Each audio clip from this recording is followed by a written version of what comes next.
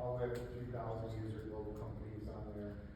IT support, voice communications, and a lot of cybersecurity over the last several years. Second one is one of the organizations that sponsors us to go around and talk to different companies. They provide what's called next generation antivirus, and as well as EDR. You can talk to your cyber, your insurance carrier. Specifically, if you look for cyber insurance, you've probably heard the words next gen AV and EDR and SOC. Those are a lot of the key buzzwords that they talk to customers about. If you haven't talked to your insurance provider about cyber insurance, I would highly recommend you do that. I have a slide in here that has some of the questions and some of the things you should look at with cyber insurance. What I wanted to focus on today was, what's the current threat landscape? What are you guys dealing with on a regular basis? And feel free, this is kind of an open session. If you got questions, just raise your hand and I'll try to answer those for you. Common attack points, remote users. If you don't have those yet, probably have them. Probably, you don't know you have them, you have them already. Office 365, cloud risk, 365, Gmail. Anytime you're operating in the cloud, there's a little bit more risk that you have. Employee training, cyber insurance, and then top 5 things that you can do now at your organization to help shore up your cybersecurity. And we'll wrap up with some more questions if you have them at the end. Just some statistics that are out there right now. 1 in 3 homes, and I would say 1 in 3 businesses are incurring a cyber attack from malicious software. It's probably the widest spread of attacks that are happening to organizations right now. 65% of Americans that went online received at least one online scammer offer. Has anybody seen something come through their email in the past week that appears to be a cyber attack or some sort of offer, some sort of spam? Every day. We're all seeing them on a regular basis, right? 358 hours or 28 hours lost per user in the past year dealing with cyber attacks. And that's just going up because of different reasons. One of the main reasons is cyber attacks are happening more quickly. There's not enough cyber professionals to continue to compete against the attacks. So a lot of different reasons that they're happening. 47% of American adults have had their personal information exposed by cyber criminals. So when they get your information, they don't just take your information once, but then they circulate it in their groups, and it gets circulated around, and more people buy up the lists. They know who they can attack. So if you have compromised credentials, they know that. They circulate that around, they sell those, and more people get those. So it's important to protect your credentials. 600,000 accounts attacked or hacked every single day. So if you're online using social services, they have Facebook here, but any social accounts that are online, if they're attacked, you know that your credentials are getting circulated around to other attackers. So they all work in their own systems. It's called the dark web. A lot of times if they get your information, they're taking that information, they're selling it out on the dark web. More attackers get it. They have a very good organization, a lot like corporations, right? They work with each other, they sell things to each other, they have customer service, very, I would say, sophisticated organizations are the attack organizations. And then the #1 cybercrime is the imposter scam. So somebody assuming that they are you, operating as you, either through your credentials, through your email, you want to make sure that you're protected. So these are just some of the cyber scams that are occurring that you, whether you want to or not, are having to deal with.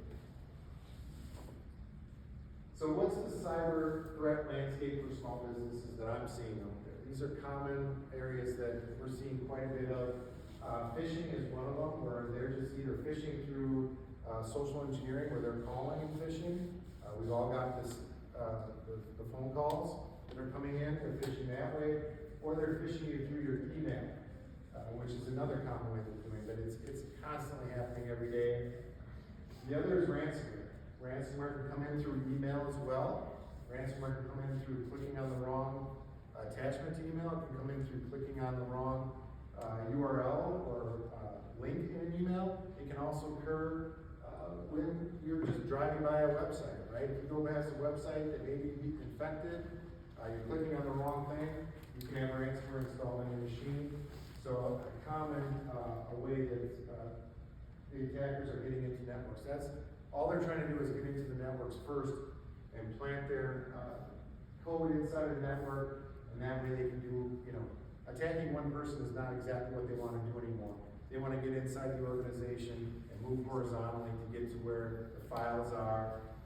Maybe they're encrypting the files. That way they can what? They can make more money off the ransom, right? So not as much looking to attack that user anymore and have the big pop-up that says, you've been attacked, you gotta clean your machine. A lot of times when they're getting inside the network, they're gonna lay dormant for a while, for 6 months.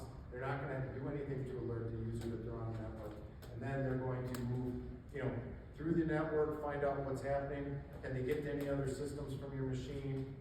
So ransomware is a real common threat, and their ultimate goal is to get in, get a hold of files, and then alert you once they got your files, and say, okay, we've encrypted your files now, what are you gonna do at that point? Compromised credentials. We're seeing this more and more because people don't wanna change their passwords. They don't wanna go through the hassle of changing their passwords. They don't wanna make complex passwords. They might wanna make them really easy, right? They wanna make them with their kids' names, their pets' names, their addresses, their year of graduation.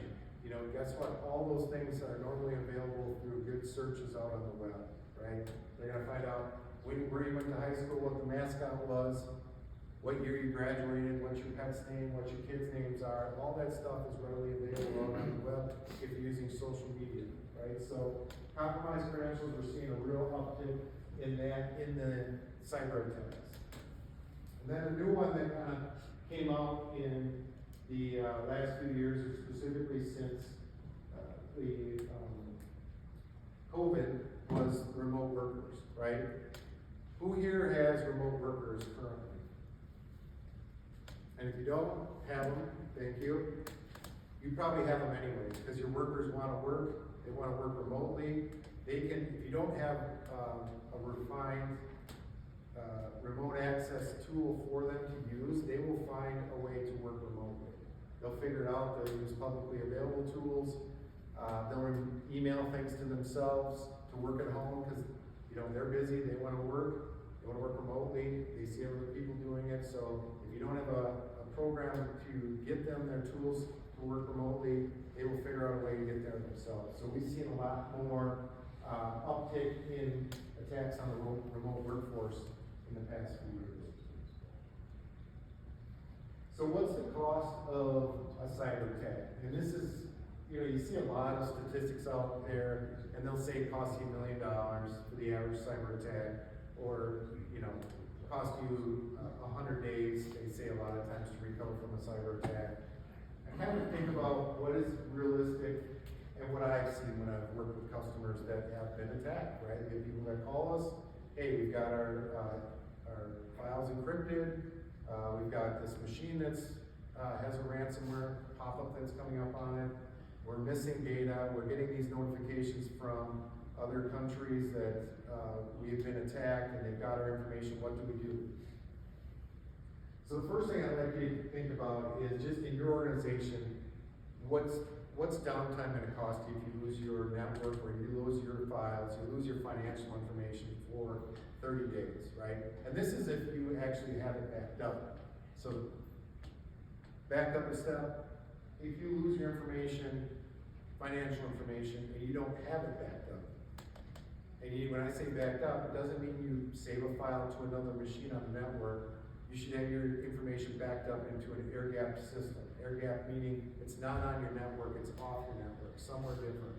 Because if they attack your network and they get to your financial information for your company, they're going to know how to get to it when it's somewhere else on your network, right? So saving a file onto another machine, it's a good step, but if you're attacked by sophisticated attackers that are going to encrypt, they're going to work horizontally inside your network or your system, and they're going to find out where you have other copies of that data, and they're going to encrypt that as well.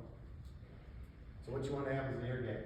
But what is that downtime going to cost you? Let's say you got an air gap backup. The average recovery time, getting everything back into place for a small business, is going to be 20 to 30 days. And that's with us working around the clock to first clean up the problem, then it's to get your backups working, get them backed up onto a system, depends on if they've taken down your entire infrastructure and we have to move you on an outside infrastructure.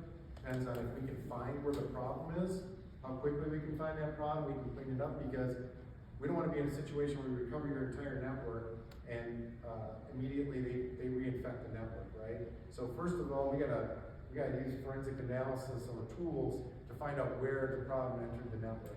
Then we gotta figure out if you can recover or not. A lot of times, in a small business, you're talking 20 to 30 days before your network's back to a comfortable spot where we know that we've got the attacker out of the network, we know that we've got things cleaned up, we've got all your files recovered, you can actually back to business. So I don't wanna put a number on it for you, but think about what you would do if you didn't have your network for 30 days, or if it's on an individual laptop, if you didn't have all your information there for 30 days. That's the cost of downtime. Then it's the recovery. And I would say figure $10,000 to $100,000 to recover a network. And that's just with pure time going in there, again, finding the problem, recovering, if you've got the backups to recover. We might have to find new hardware, we might have to put you off-site first, there's a lot of different things that we have to go through. At a minimum, it's probably gonna cost $10,000, all the way up to $100,000 to recover the work. That's recovery time. Then you have to think about what's your legal and reputational. Did it affect your customers? Do you have to notify your customers? Is it in the community where you have to announce it out to your community? How big was the attack? That's the legal and reputational cost that you have to think about. And then, I think the statistics are about 65% of the time, they come back again because they know that you are a target, right? And I don't know if they actually circulate this around in their circles that they go in, but there's a lot of customers that they go through the process of cleaning everything up, or a lot of organizations go through the process of cleaning everything up, and they get attacked again 6 months later. Maybe they cut corners when they were trying to clean it up, maybe they didn't get it fully cleaned up, maybe there was a back door left open, but once you are attacked, there's a risk that there's a repeat attack. I think it's like 65% of the time, they will try to re-attack you. And then there's the insurance side, which is really, we've seen an uptick in the past few years of insurance organizations and cyber insurance, right? And they're going through and asking customers if they want to get cyber insurance, they have to check the boxes, certain things, getting these things taken care of on the network. Some of them are related to what tools do you have on the network, some are related to what policies do you have on the network. But the fewer things that you've taken care of, the fewer items to secure a network that you've done, we've seen in costs of insurance for organizations in all industries go up. So another cost of a cyber attack is that your insurance is going to go up, your business insurance, your general liability. If you have cyber insurance, that's going to go up as well. And they're going to ask you to do certain checkbox items to your network, like putting in a firewall, making sure you got next generation antivirus, making sure that you got endpoint detection and response in place, making sure you got good backups in place, making sure that you're patching all your systems for security bugs on a regular basis. Those are all items they're going to want you to take care of before they come back and insure you at a lower rate. We literally had customers that have come in and said, if we're not doing these things, our insurance is going to be like 5x next year, a premium of what it is this year. So you want to make sure, again, taking care of your cybersecurity on your different items. We'll talk about that here. What's the common attack points? So, in the Verizon Incident Response Report, which is kind of one of the gold standard reports that they put out, said that 82% of the breaches last year involved a human element, meaning that somebody clicked on something, somebody made a mistake, somebody was phished. Those are the staff members inside the organization that are, we put up a lot of tools for customers, and we put up what I call a security fence, overlap fence, of different things that we do from a technology standpoint to protect customers. Again, but most of the time, it's the person, right? It's still the human element where the attack comes in.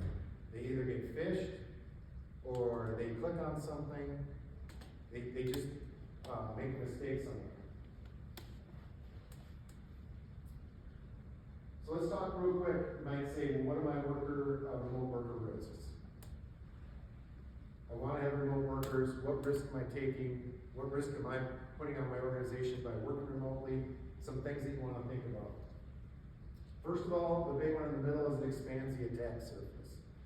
If we have an organization and they've got staff and they're all in one building, and we know that they're working on that network internally, we can protect that, right? We can put a firewall in, we can put virus protection, we can put endpoint detection and response, we can make sure all that data is backed up, and we back it up offsite again. As soon as we go out to a remote, then we got a whole different attack, expanded surface to worry about, right? The first one is what are they using for hardware? If they're using corporate systems, that's great. But we have a lot of people that are using their home systems, right? They're logging on with their home systems. Guess who else logs onto those home systems at 3 o'clock in the afternoon? Kids come home, they log onto those home systems at 3 o'clock in the afternoon. They're going onto their gaming sites. They're clicking through. Kids are notorious for clicking through items just to get to where they want to go. They become very vulnerable hardware if they're working on their home system. So if you have remote workers, putting them on corporate computers, getting them a corporate laptop, making that a requirement that that's how they work from home is critical. Poor data practices. Again, how do they get to the systems they work on remotely? Are they doing it through the cloud? Are they doing it, are they emailing themselves documents? Then you got documents that are saved at home, you have documents that are saved at the office.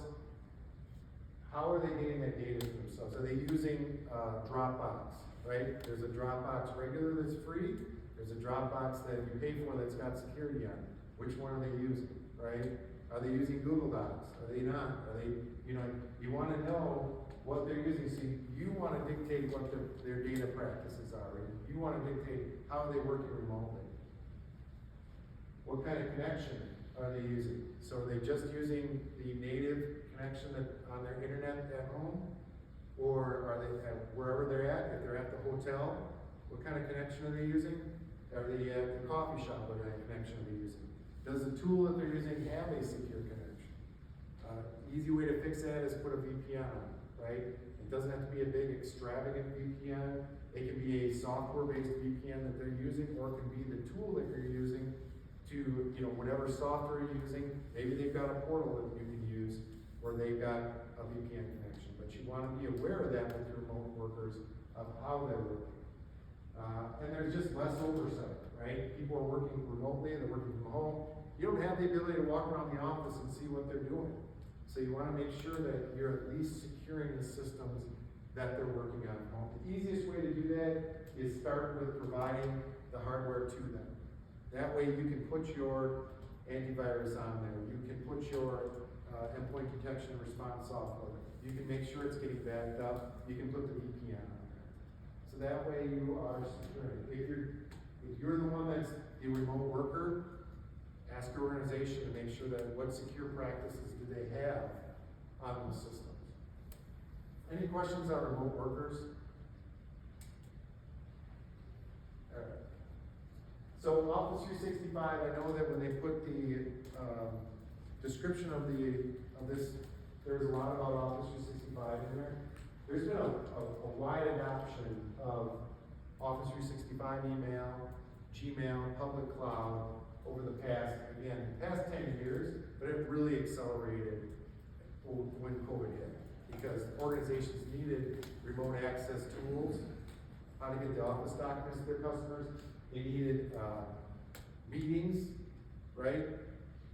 Office 365 had all of those meetings. They had teams. All of a sudden, people had teams. They were doing meetings. They wanted to get email to their customers or to their staff. So there was a really wide adoption that happened during COVID. And so that's just kind of accelerated things. They integrate the useful tools, meetings, office, and cloud data. But guess what? Microsoft, all the public clouds, I call them, they're pretty big targets too, right? The attackers know they have a lot of users, right? But if I'm a 365 user, I don't have anything to worry about, right? That's Microsoft's problem. Wrong. So I always show this, I sell Microsoft 365, right? I put customers in 365 public clouds. I also put customers into private clouds for you. So I do both. I do public clouds and private clouds. I think there's a lot of great tools in public clouds if you use them correctly. and your staff is educated. The one thing that I always educate my customers on is what is the responsibility of Office 365? Who's responsible for what? Because I think there's a misconception that Microsoft takes care of everything. And really what Microsoft's doing is they're taking care of providing the cloud to you. You're taking care of everything that you put into it, and you're responsible for it. So if you read here, you're responsible for, I don't know if you can read this, but backing up a copy of your Office 365. Full data retention. See this, I don't know if you can see that, it says external, ransomware, malware, hackers, and rogue apps. So you're responsible for securing your email as well as backing up your email in Office 365, and that goes for a lot of public clouds. Now they have tools, and they have their own tools. You can turn on their virus protection, you can turn on their spam protection, they'll give it to you, but again, you're still responsible for it. They're just responsible for where it's housed and making sure that's up and running. So they'll put it in multiple data centers, they'll talk about spreading it across multiple data centers or infrastructure, making sure it's up and running. But the customer is still responsible for the security and the backup, right? And if it does get hacked or encrypted, it's still your responsibility to fix it if it's in 365.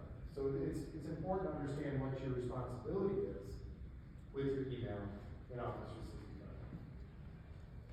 All right. So some of the tricks that are happening out there, pretty common one that I'm seeing quite a bit is just the phishing that's going on with Office 365 users saying, hey, you need to do a password reset. Or you need to, your storage is full. Or we have documents that you should be looking at. Or we need you to verify your information. You always want to be, I always say, inspect the unexpected. If you're not expecting a password reset from Microsoft, don't do it, right? Or reach out to your provider and ask them what you should do. Whoever sold it to you, if it's Office 365 from Microsoft Direct, ask them. But if you're not expecting anything, really inspect it closely. I would say inspect the unexpected because that's where you can get in trouble. See, this looks like a fairly, fairly legit email. They got the logo on there, they have a password notification, they're saying you need to do this now, this may take effect, so it makes sense, I'm just gonna click on it, and I'm gonna change my password. But look who it's from, right? It's from somebody at Countrywide Realty. That doesn't seem right. Right, so you gotta look at the little things, they even have the user's name in here. So, if you're not expecting it, look at it, there's a lot of telltale signs. Here's a common phishing email from Office 365 that's out there. I don't know if you can see everything on it, but there's like 5 things on here that are wrong with it. So you look back up here, it's coming from a weird version of Microsoft.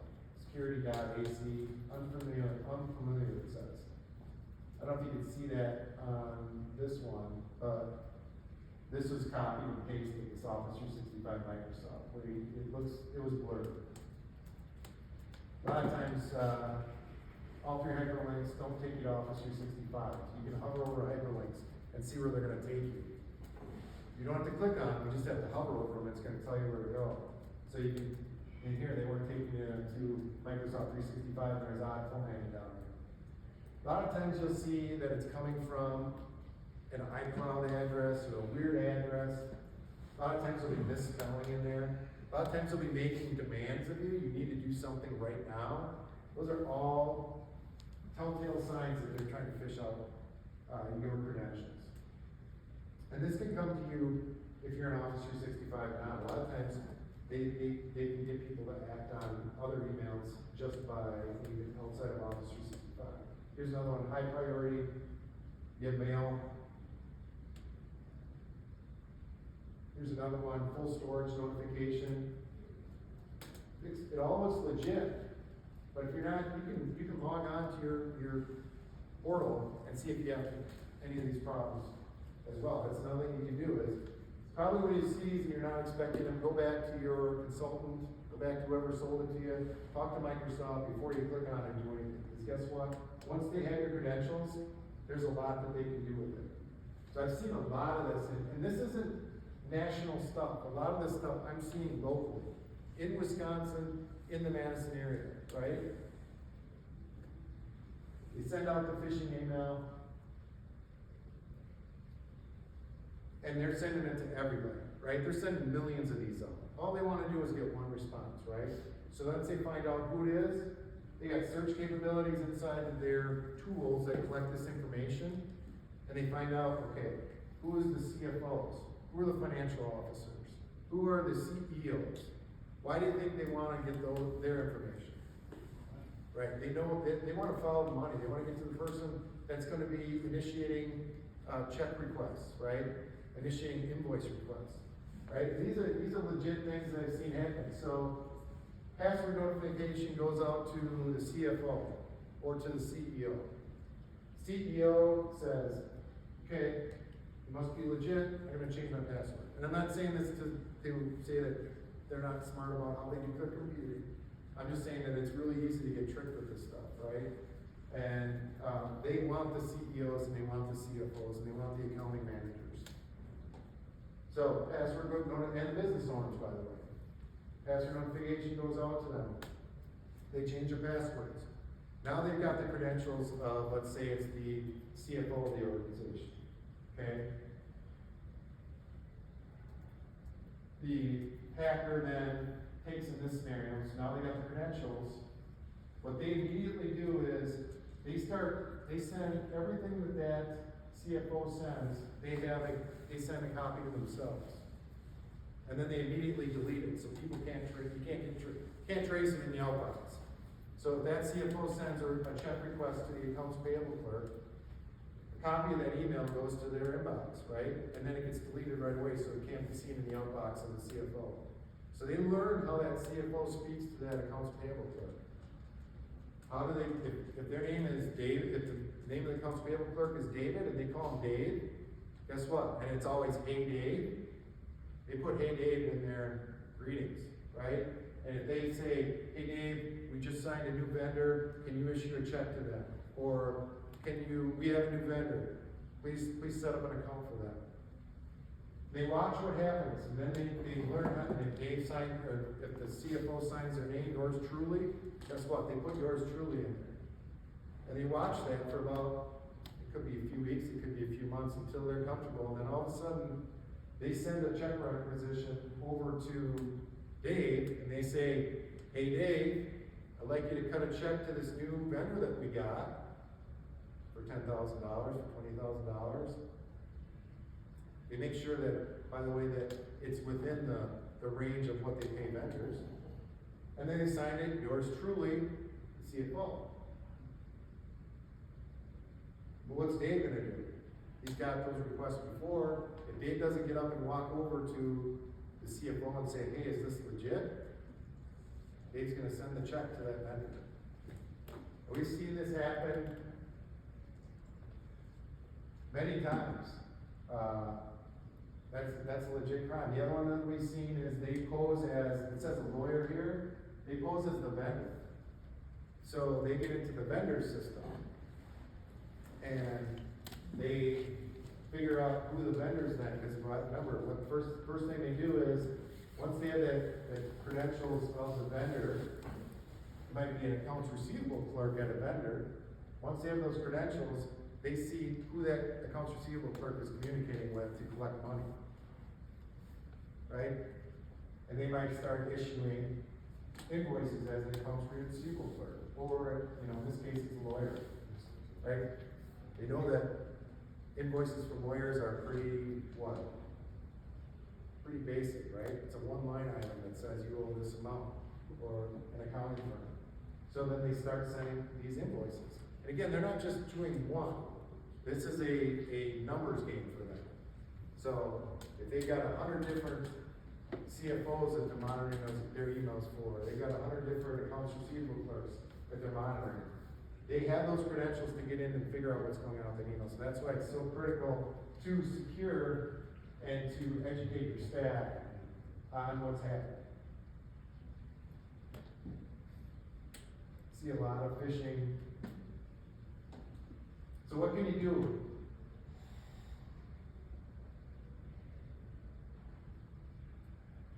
I'd say, it's not just Office 365, it's not just Gmail, it's anything public cloud, anything that you're using, social media, anything that's in the public cloud,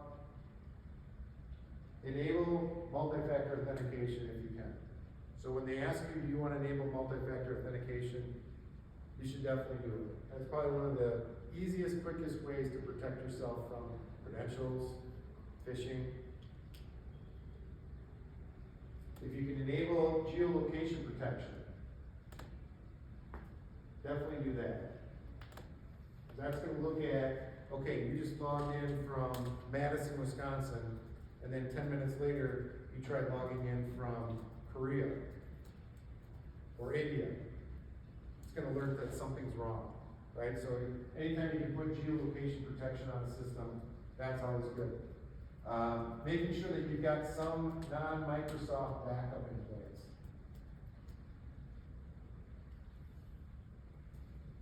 Having some sort of antivirus or spam filter. I would say if you can get outside of Microsoft, that's better. Their tools are okay, they're not great. You get a lot better protection and a lot less frustration with spam filtering, but whatever they got, again, just like an MFA, it's better not having anything at all. Microsoft has their own MFA. They have packages, you might take an upgrade where you can get geolocation protection. You can get a non-Microsoft backup for like $4 a month of it. If you have a good IT vendor, they're gonna know a lot of different things that they can do to harden your configuration right out of the box.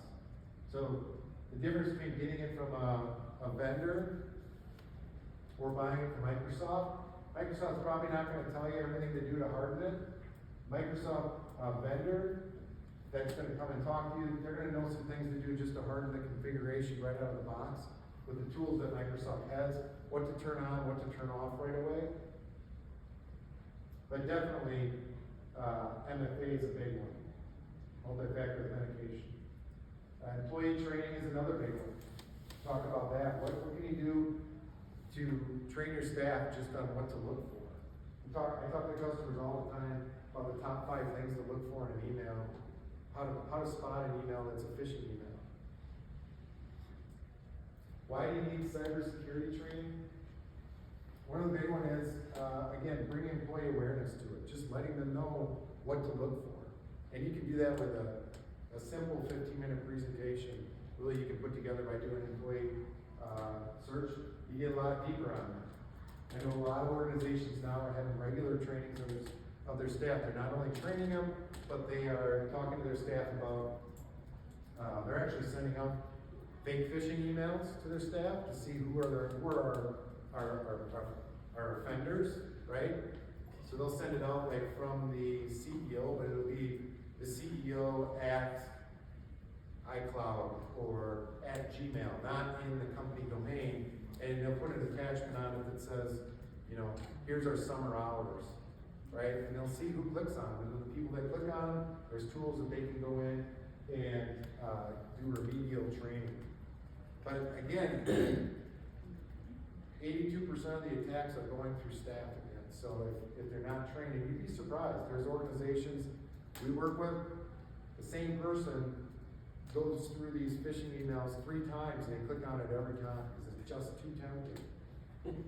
But eventually we do get back to them and they get trained and they figured out that they have to be really aware when they're working an email. So cybersecurity training organization is something that can be really simple. You can do a quick lunch with them and just teach them about, what are the 5 things to look for in an email? How do you inspect an email? But you gotta have support of senior management, so I don't know how many here are senior leaders at your organization, but you gotta be taking it to them, providing them the tools, providing them the training. You're gonna secure your customers because in the end, their information is on your systems. You're gonna avoid that potential risk that you would have without it, and you're gonna build a more secure environment. You'd be surprised, once you start training these staff members, some of the worst offenders are the ones that become the most diligent and the safest computing user. This is a good one if you haven't heard of Know before. It was actually built by Kevin Mitnick, who was one of the most famous hackers. Kind of flipped over to the good guy side once he got caught, and then he built this company called Know before. They have a lot of free tools on there, so go check the site out. You can do, I think they actually do a free phishing test, where you can send out a phishing email from your organization to see who clicks on it inside. It doesn't allow you to do anything after it, but they have really neat, it's fairly affordable. But they are one of them that they will phish your users, and they'll tell you who the worst offenders are, who clicked on what, and then you can send them the video trainings. It's just videos that they have to watch on how to spot phishing email. Know before it's a pretty good product. We recommend it quite a bit to our customers, and we get pretty good feedback from them on it. Does everybody know what MFA is? Multi-factor authentication, two-factor authentication. If you can turn this on, like I said, in your email system, it's not old, but multi-factor is you gotta have some sort of interaction from the user to validate the credentials, right? So you go to log into your online email into Office 365, right? And it'll send over a code to your phone and say someone's trying to log into your email. And you can either click yes or click no. It requires some sort of human interaction. It's probably, again, it's not foolproof, and you can go read out there where MFA can get hacked. It's pretty hard. You actually gotta get the SIM card out of your phone, you gotta copy the SIM card. It is a really good, secure way to protect, especially passwords, right? If you're in an organization where they don't like to change password often, I would definitely be putting MFA onto your system. It's got geolocation protection that I talked about, where you can stop outside of North America logins to your system, or it can recognize, hey, this user usually logs in from the Madison area, in the Wisconsin area. Now we're seeing them try to log in from Europe, right? Something's wrong.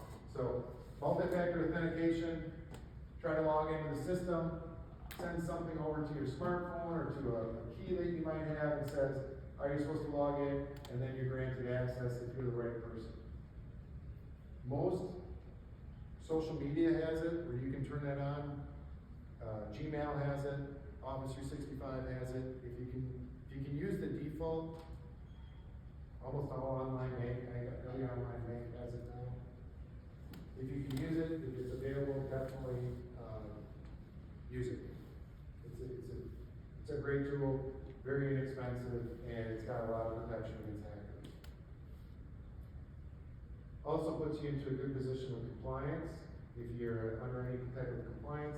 And cyber insurance carriers is probably the number one thing on their checklist, is having multi-factor authentication. That was insurance carriers' biggest favorite word the last 2 years running. They love to see it, but in a lot of instances that I talked about where local companies were getting hacked into through password resets, MFA would have protected them if they would have had it in place.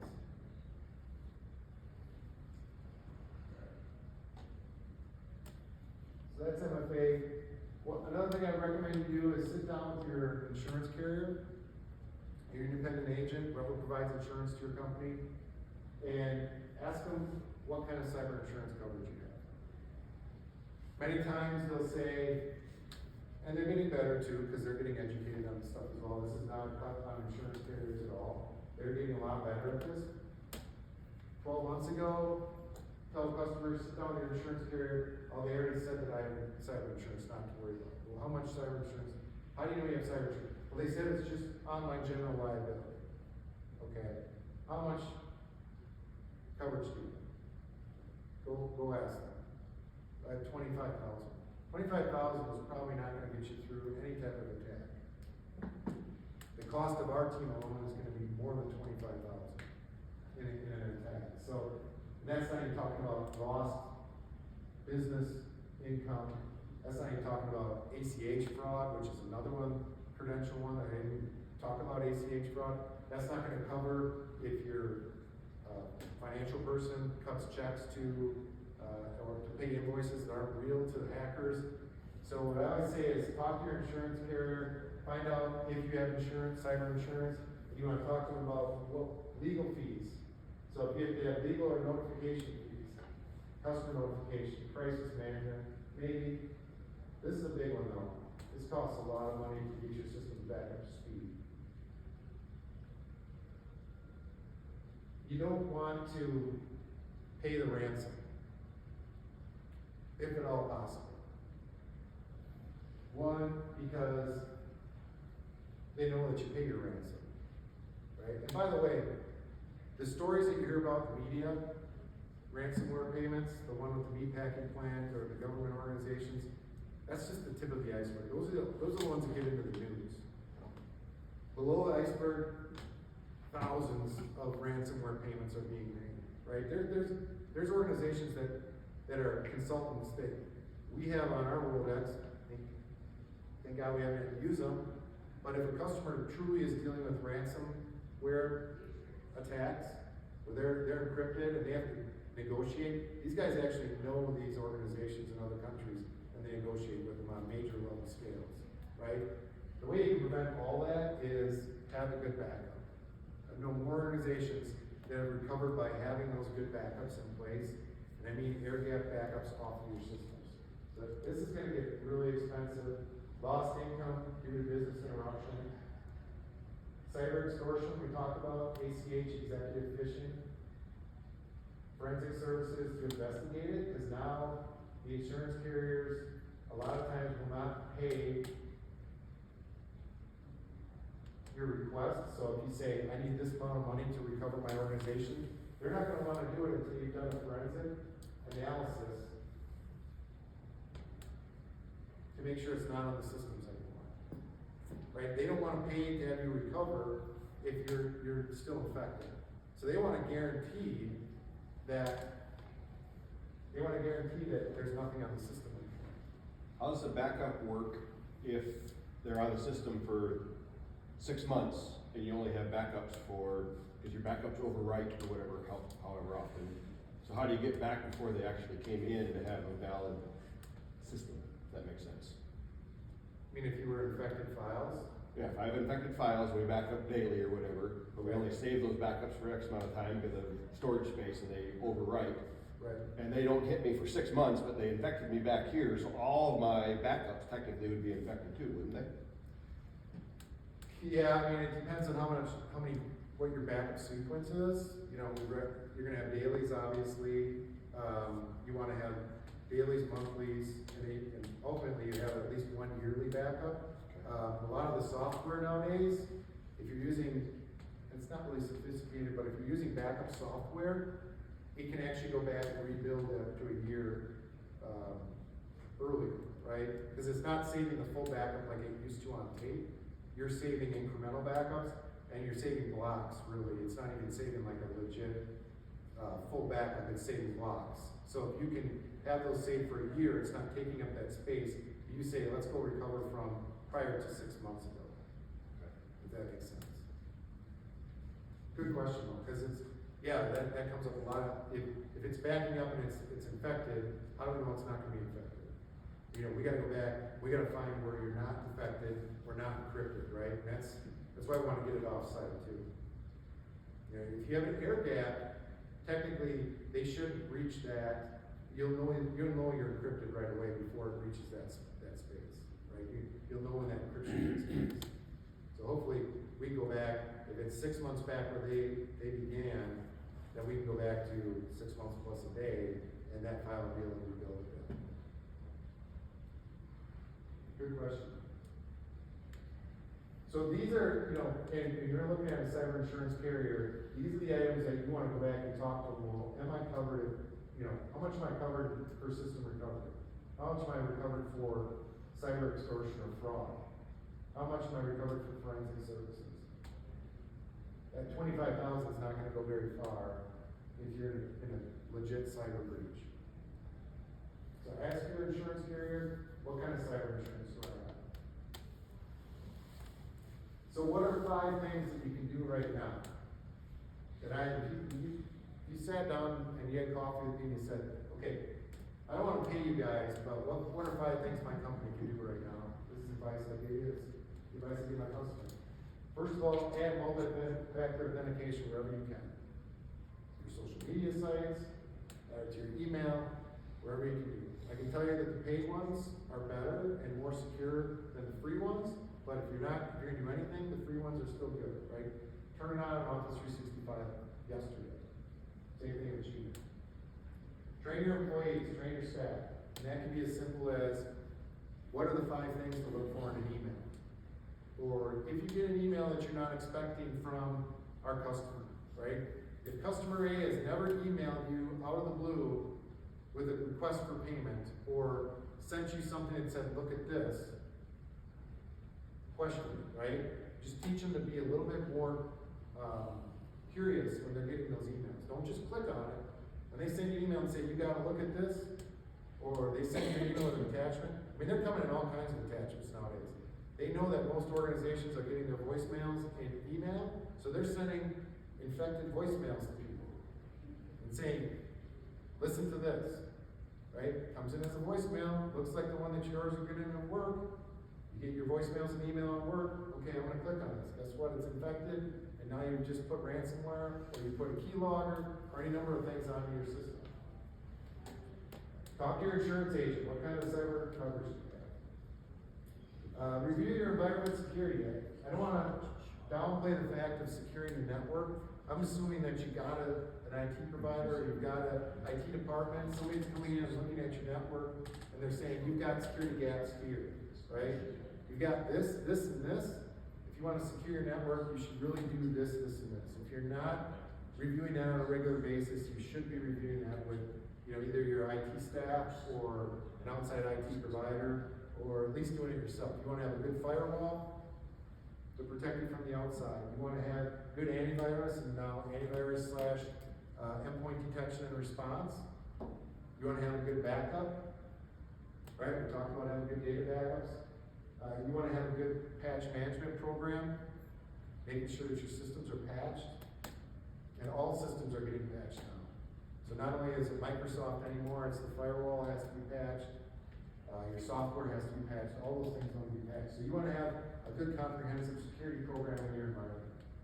And then, something I haven't talked about much, but having some sort of policies for your remote users and your computer users.